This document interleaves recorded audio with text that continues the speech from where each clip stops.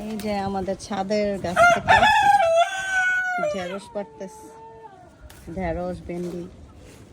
আস্তে আস্তে আস্তে এই যে একটা করবো, এটাও করবা।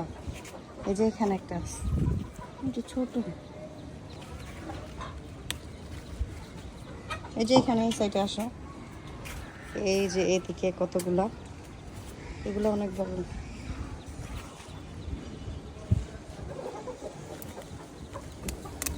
ভর্তা বানাবে, ভর্তা। ভর্তা খাও না?